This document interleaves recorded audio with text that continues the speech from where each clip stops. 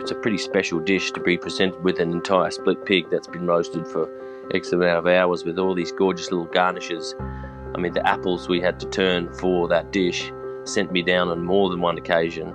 It was definitely a stressful time when someone had ordered, like, what was this beautiful showpiece of this lovely local pig. They're pretty special. This is The Crackling. I'm Anthony Huckstep. Not everyone grows up in a family where food, cooking and techniques are passed down from generation to generation. But for Richard Ousby, this is exactly the environment he grew up in. Hooked on the magic in the kitchen from a young age, it was an easy transition to an amazing career in food. Richard, how are you? Yeah, great, thanks. How are you? Good to get you on the show. I think last time I saw you was a few moons ago on a boat in WA. And maybe a chopper was involved or something like that. You've done some pretty extraordinary things in your career, but it all sort of started in the family kitchen. What was it like sort of back then for you as a kid? I think, I don't know, well, I was just actually thinking about it just before and all the great little sort of flavour memories or different memories I had. And I actually thought of a gold one before. My first experience of fennel. I think we were in the backyard. We lived in Bathurst, and we had half an acre, and there was a big vegetable garden. I mean, there's asparagus crowns in the corner. You just pick fresh asparagus and just eat it off the ground.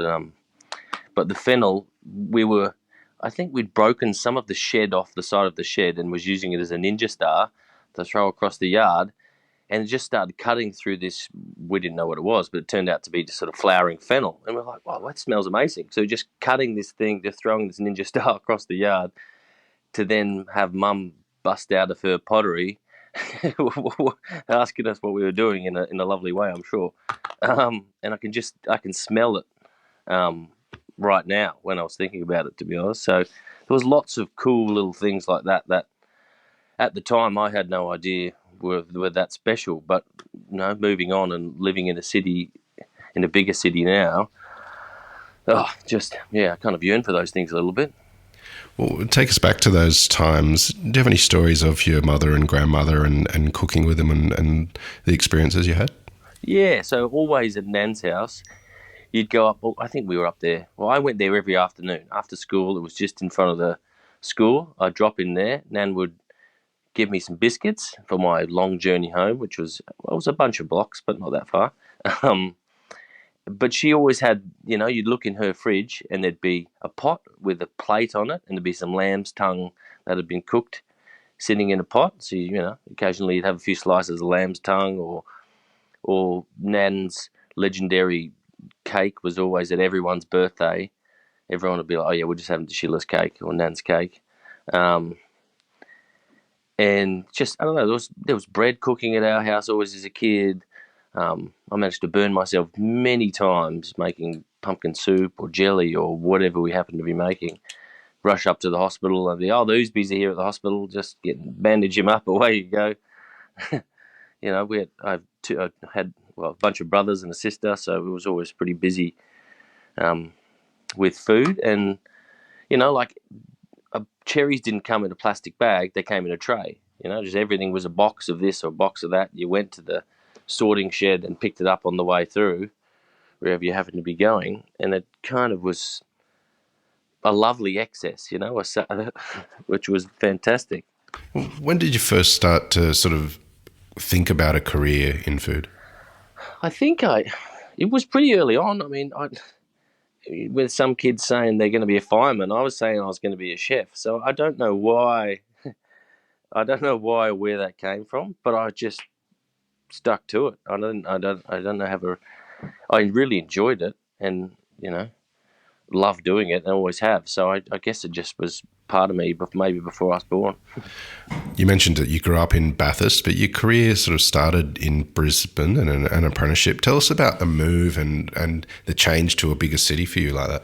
Well, we went even bigger to start with. So both my parents are teachers and my mum's a potter. And so Dad accepted a job in the Australian International School in Singapore. So we went from Bathurst, cold Bathurst, to Singapore to kick things off, which is probably a bit bigger jump than I realised at the time.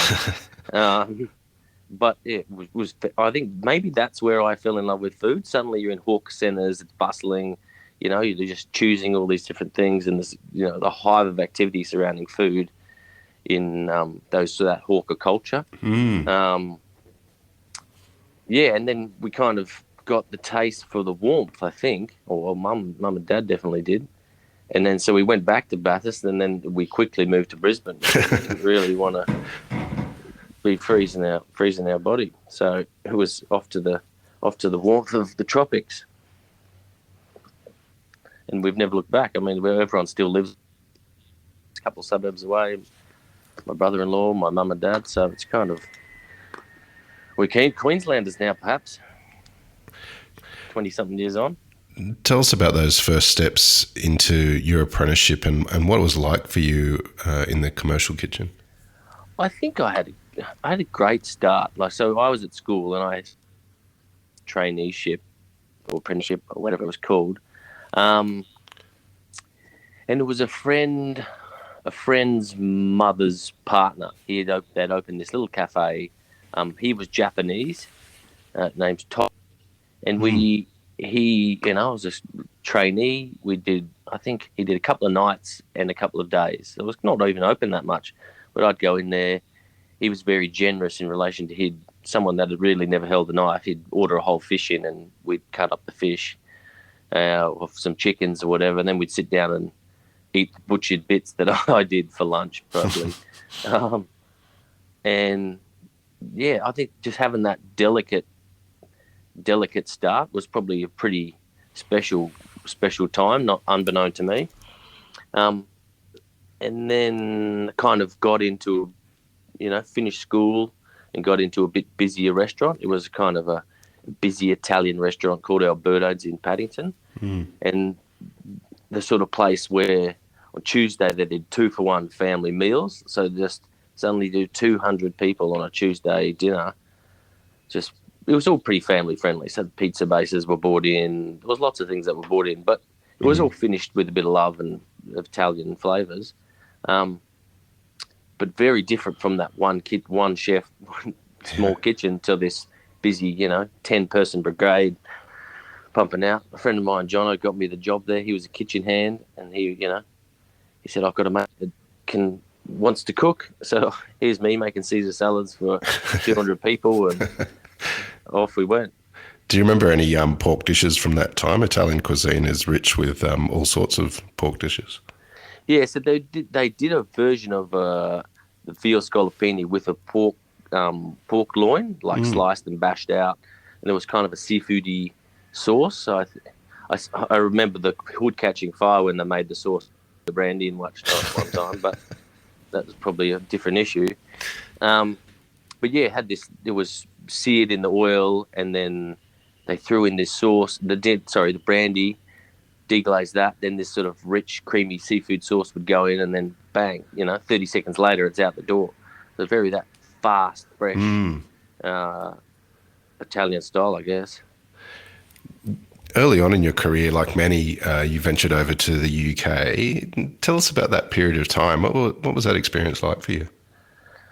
I tell you what, it was a baptism of fire. It was really good. I'd never worked so hard and absorbed, like I thought I'd done my apprenticeship, so to speak. But when I went there, you start from the ground root. So working for the Rue brothers, or Alan and Michelle, was intense. So you'd start work at, I think there was a piece of paper on the door when you entered saying you're allowed to start work at 6:30, no earlier, and you were no later than 7 o'clock. So there was a window of time, depending on how much you had to do, that you're allowed to be entering the kitchen.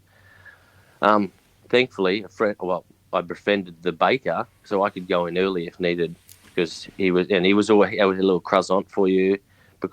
They had rooms above, so he'd be in there at 4 o'clock, fresh bread for the rooms, all that. So, and you weren't allowed to drink your coffee in the kitchen; had to be drunk at the coffee machine.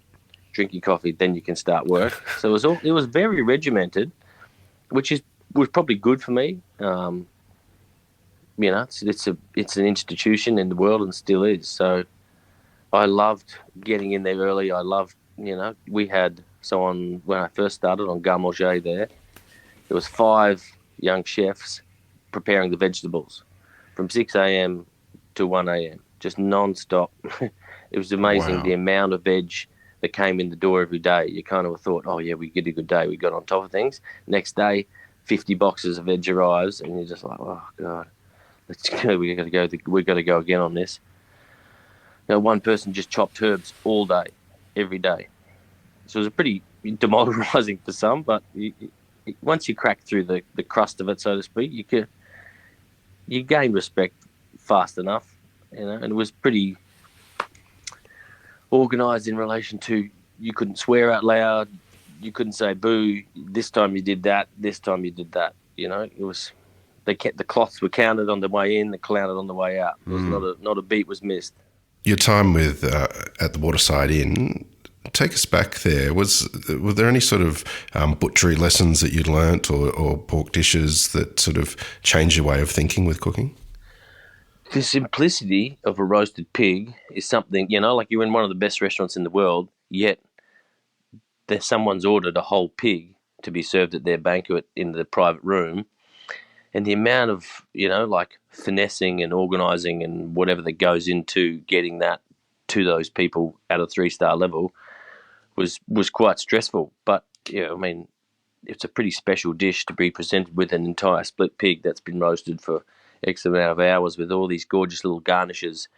I mean, the apples we had to turn for that dish sent me down on more than one occasion. It was definitely a stressful time when someone had ordered like what was this beautiful showpiece of this lovely local pig. They're pretty special. And I first learned how to do crackling there, which was I think that's something that everyone needs in their repertoire. And a friend of mine, an Englishman, because staff meal at the Waterside was cooked by one chef for the whole week. So you got rostered on staff meal, and you did breakfast and you did lunch. Lunch and dinner, and you worked very hard to get that meal up for 40 people of a family meal. And Sunday was always roast pork. So two big racks of roast pork, or maybe it was 4, but a bunch of roast pork every Sunday. It was England, so it made sense. But many a young chef had fallen down on that Sunday lunch, and a friend of mine he's a good fella. He taught me how to do it really well, just because it's not like you could dry the pork for a week or something. You were given it on the day, the butcher. So they had a butcher in house, and he cut it up for you, he got it to you, and away you went. You mentioned that was when you first learnt how to do crackling. Tell us about the secret to great crackling. Secret to great crackling when you've got a time constraint is we just do the boiled hot water. Just work that skin with boiled hot water till you can get all those I guess nice little grooves puffed up a bit. And then the ovens, I don't know what was different about those ovens, but they were great. They were I think they were ceramic. They had a ceramic basin in these ovens, and they were drop ovens. So I think they had a nice, dry, even, rounded heat. No fan, nothing like that. And I never really thought about it till now, to be honest, but it must be something to do with getting that nice big piece roasted. And I think the size is important as well. I mean, if you get too small, to get that not still good in the inside, but nice and crackled on the outside, is always going to be tough. When you came back to Australia, you worked at a string of incredible restaurants. What were the real sort of major stepping stones for you early on in your career in Australia? I guess when we came back, we kind of always intended to go back to Europe. And I don't know why that didn't happen. Oh, and actually, I remember why. We moved to Sydney.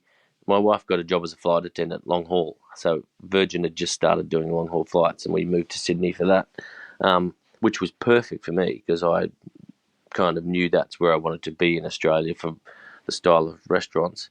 And I started working at Key under Peter Gilmore, and I just loved it there. I mean, I don't know. I think I fell in love with the big brigade at the Waterside, and it was I was just right at home there. These big, lots of sections, lots of people organising everything, a lot going on every day. I was just right in my element. Um, it was it was a great time, and Key was at the top of the list at that point, so it was special to be involved at that point. Peter Gilmore's one of the most influential chefs in Australia. Do you have any stories of what it's like to actually work with him? He's lovely. He's such a nice guy. I mean, I think as far as mentors, I kind of have a list of a bunch of people, but I think he's right up. He's right up there in relation to. He taught me how to deal with people. Deal with people in a large brigade. Deal with people on a daily basis when you're under high pressure. He was just. He'd come in. He was always have a bit of a chuckle, have a chat about things. He might not know your name, depending how long you'd been there, but that didn't really matter in the context of he gave you some time, said hello, checked what was happening, talked about whatever he needed to. And then he was off again and come back in the middle of service and get back into it. So it was a good time to work for him because he was there.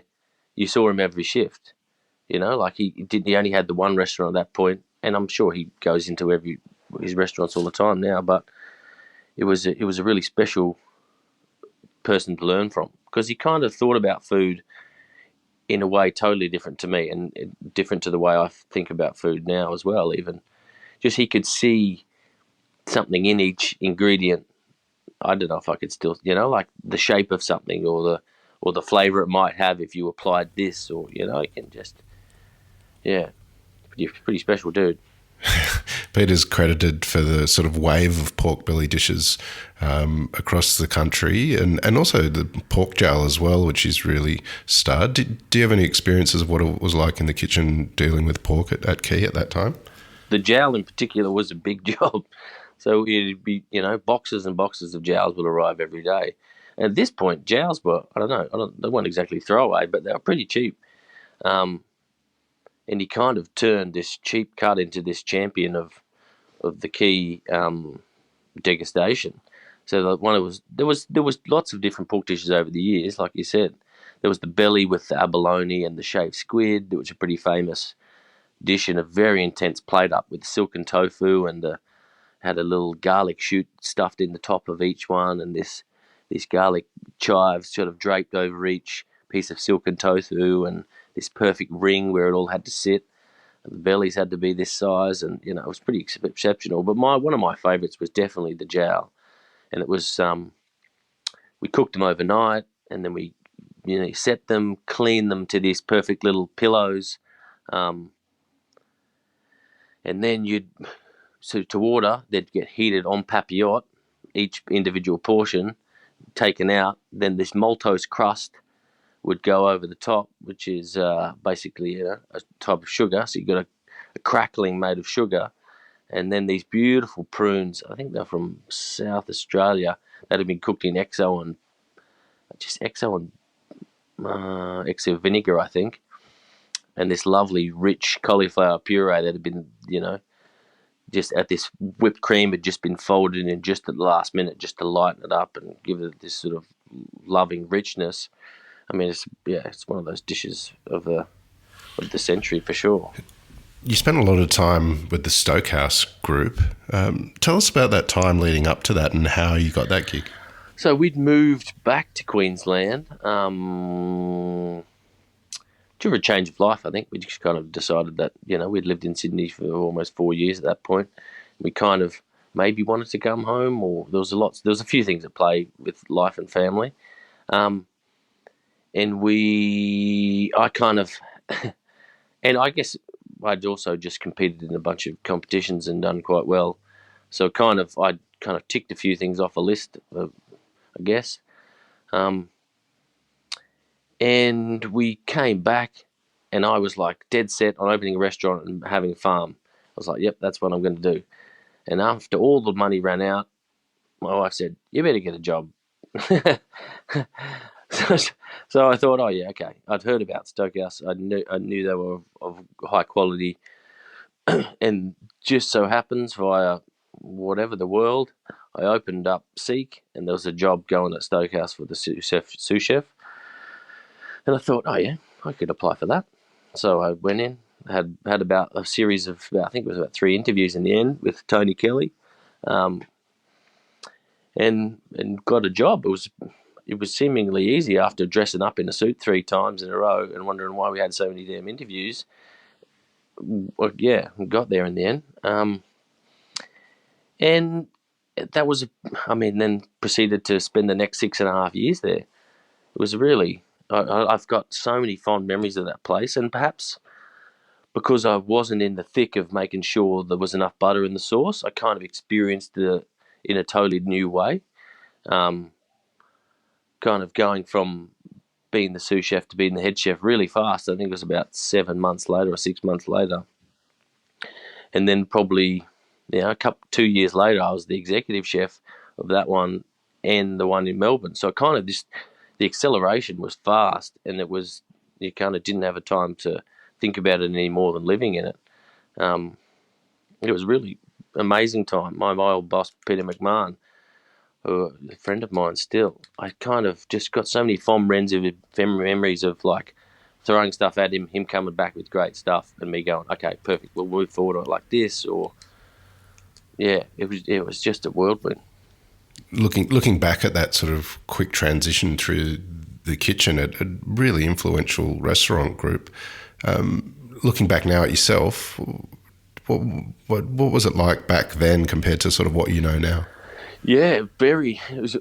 I think I learned, well, not to say too much, but I learned so much that I kind of I can't go back to just cooking simply anymore. I don't know if that makes sense.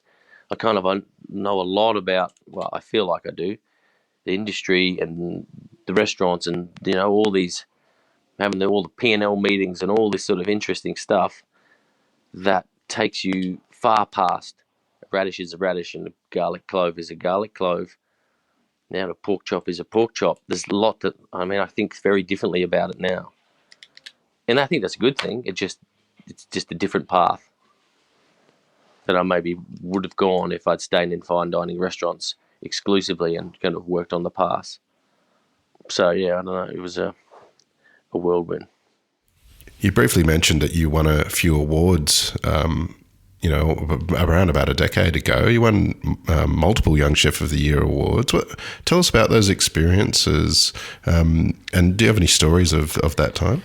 Yeah. I lots of fond memories of that time. I competed in what was called I think it was called Appetite for Excellence at that point, but it's known as that now anyway. Um, and it was Electrolux Young Chef of the Year, and I kind of entered, knowing this is the sort of thing that I'd want to do. I'd been in competitions before, and me and Ben Devlin were lucky enough to win the Nestle Golden Chef's hat. I think it was probably 8 years prior or 6 years prior or something like that. And I kind of cut my teeth with him on that, and it was good to have a teammate, to be honest, because it's a stressful thing standing there in front of the best in your industry, saying that you've got what it takes to be number one. So the Appetite for Excellence comp was when I worked at Key. I'd entered with a friend of mine that worked there, Dee, and she came, I think, People's Choice or second the year we went in together, and I kind of flunked out. I went a bit too hard. My dishes didn't work on the day. You had 1 hour, so it's I kind of pack a million things into a dish and came up short. But I kind of realised I could go again, And I think that's what's great about programs like that is you get as many cracks at it as you want, essentially, if you meet the requirements. So I went in the next year and went really well. I mean, so much so that I won in the end. But it's what did I cook that year? Well, shaved Tiramasa kingfish with a little custard and a few things, which was very Peter Gilmore Key sort of dish. And the competition, the prize for it was to compete in another competition, which seems a bit rude, to be honest. But so we the next year got on a plane and went to Italy to compete in what was called the San Pellegrino Cup. It was pretty cool. I mean, whoever thought of that was was smart in relation to marketing, but also it's just a cool thing for for chefs and all people in the community. So basically, it's a yacht race. There's two parts to it. The first part is like a big gala dinner where all the young chefs involved, 10 from 10 different countries, make a dish. Um, any dish, to be honest. And you make a dish, present it on the night for about 100 people at your own little station, and you have a little Italian boy helping you. And this is at a hotel in the middle of Venice. So make that dish. Then the next day is a yacht race, whereby everyone on the yacht, well, not everyone, sorry, there's a chef on each yacht, and I think there was about 40 yachts or 60. There was a lot of yachts, but not everyone's a chef on the yachts. Some of them are just local cooks, or that's all. Doesn't matter who, but everyone presents a dish at the end of the race. And then there's sort of the best dish, or the best amateur dish, or lots of different versions. And the likes of like Massimo Bottura and David Scabini and all these sort of people are sitting at the end waiting for the dishes. And so we're on this yacht, tacking out to the bay. Then it kind of turns around to come back in, and there's huge storms rolling in. And my arm was sick a number of times, just being downstairs on a gimbaled stove trying to make food while a yacht is racing. It's not how kitchens are designed on boats. You're not supposed to be down there when it's like that. Well, as far as I can tell. But so I made this dish, just got it over the line, and then about to serve it, and they say, "No, the race is kind of not cancelled, but no one can dock. Let's all go back to the bay." So I'm about to serve the dish, and this storm's rolling in really hard. So they kind of call that part of it off. Everyone has to go back in to port, and everyone drops their dish off at the shed, at the boat shed, so to speak. And I kind of thought it was all over at that point. I was like, damn, my dish kind of was on point at the time when we were going to send it, but now it's been sitting around for half an hour. Like it was a little grilled fish thing, and it's not going to be any good. But that was life, and so then we went back to the hotel, and I was just waiting around because we had to go to the gala dinner at that point a few hours later, and I kind of got a call saying, you need to come down.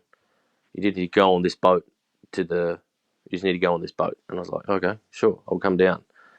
So I get dressed, quickly go down, get on this boat, and like the head of marketing for San Pellegrino is there, some other lady, some other people get in this speedboat, because it's pretty, I don't know, going to Venice on someone else's money and staying in these nice hotels, and the speedboats involved, and you're cruising around. It was a pretty special feeling. Just get on this speedboat, zip around to this yacht club. I'm kind of standing around there having a beer. Everyone's speaking Italian, and they're kind of going, "Oh yeah, nice to meet you, nice to meet you." I was like, "Okay, cool, yeah, great." And then they kind of make an announcement that our boat had won the yacht race on points, and I was like, "Oh, that's what I'm here for. Oh, that's great, cool. We did really well." And then they said your dish was the best out of the sort of the yacht race dishes, but that kind of still wasn't the gala dinner announcements or anything. This was just like, oh yeah, cool, there's all these Italian people and all the... Turns out my team was the ex-Olympic racing team for yachts, and I was like, that's why we did so well. Okay, fair enough. We had a pretty good team. And then we jump back in one of these speedboats, and off we go to another thing, and kind of at this big, huge dinner in an old... I think it was an old monastery or something, like these gorgeous big gardens, and like just to excess as relation to the food and this opulence, and it was pretty special. And you're kind of sitting there with all these. So I guess there was lots of people invited from each country in relation to selling water.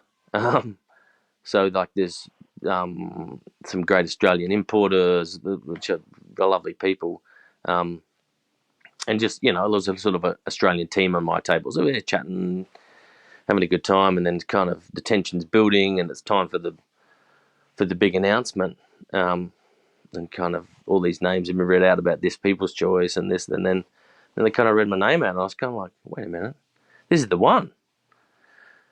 So yeah, I kind of managed to win it, and I don't know how, but obviously did enough on the day, or a number of days. It was pretty, and then we went on a tour of all through Italy with the same people. Yeah. One of the features of your career has been a real connection with producers. Do you have any stories of those connections you've made with pig farmers? Yeah, the Schultz family were great. I mean, there's lots of Schultzes out that way, Toowoomba way. The Schultz family, like Vaughan and his family, I kind of met them through Ben, and I just loved them. They're really lovely. He's like I'm going to say architect, come pig farmer. I don't know if that's exactly what he did, but he definitely was good at growing pigs. And we used to buy every other week a couple about 25 kilo, and I don't know exactly how we got to wanting a particular pig that size. I think the thinking was the suckling pig, we couldn't get enough yield out of it. We didn't want the bigger pig. We could roast individual cuts of about a 25 kilo pig. I think they were Yorkshire Whites. And, like you could take the back strap off. You could get the rump and kind of break it down to a bunch of muscles, keep a little bit of skin on, roast a couple of portions at a time. Get a bit of crackling going on. They were pretty young pigs, so there's not a lot of thick skin or anything, but you can get a bit of crunch going on, and so it was a bit more versatile for us. Slow cook the shoulders for a day or two. That's how we came to it, but it was great. I mean, I think there's a point where you're just like, Vaughan, can we have 4 pigs? And he's like, mate, I can't give you that many pigs today. Like, you can have a 50 kilo pig, you can have a 9 kilo pig, or I can give you 2 25ers. And I was like, okay, that's fine. So it was perfect. It was, and they were lovely. I mean, I even took my mates there we had a kind of a bucks party, which was just going to farms, picking up produce, and then going into the bush and cooking it all. It was awesome. We took all my mates there, and suddenly there's 20 dudes just hanging around on this big farm, just chatting and talking about life. So, Richard, what are you doing these days with your career? You left the Stoke House in 2019, and the world changed dramatically since then. What's it been like for you? Yeah, I had a bit of a hiatus year. I still do have 2 little kids. I kind of took a year to take a bit of time and travel around and, live a bit of life outside of pumping it out every day. And now it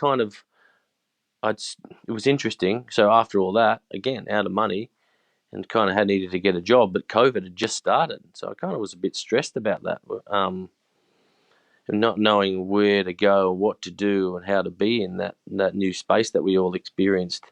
As for hospitality now in the COVID world. And a friend of mine, Annie, had said, okay, well, how about you come and talk to these guys at Cru? They want someone their current deal is they outsource their food, and they've got these, great venues. And at the same time, a winery had asked me to do the same thing. And I kind of thought, oh, maybe there's something in this. I don't know. All these things are saying you want to do, can you sort this problem for us? We know about booze. Can you sort out the food? And I said, yeah, okay, we'll give this a go. So here we are, 2 and a bit years on. I've no longer working with that winery, and that's just because it was just logistically hard, to be honest. It's just an hour and 20 minutes, hour and a half away. It was only operating 2 days a week for food from our perspective. So it just got hard in relation to logistically finding people for those short shifts, 2 days. But, on James Street with Cru Bar and 6s and 7s, it's working quite well, and they married each other quite well. And I've got enough people. So yeah, it's pretty good. This change in the way you run your career, what are you loving about what's different about it and what you're doing?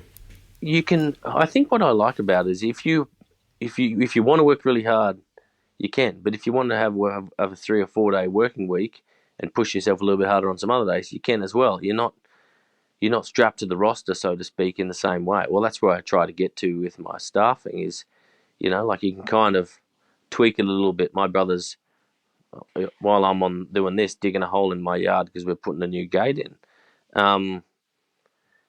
So we kind of, it's flexible in life with kids. It's been fantastic. And will this be the format forever? I'm not sure, but it's great at the moment. It's really good. And yeah, and makes a few dollars as well. The kitchens that you cut your teeth in, how different are they to sort of the modern commercial kitchen? How do you treat and create a brigade for these venues? Yeah, it is very different. It's interesting, like I still think, I don't know, there's a different level of commitment to a kitchen, perhaps, I think is the issue. And I think once I got over, not everyone's as committed as I was. That's okay, like you just duck and weave and slot people in where they're happy to work, and if they're only available 1 day a week, that might still work for me. So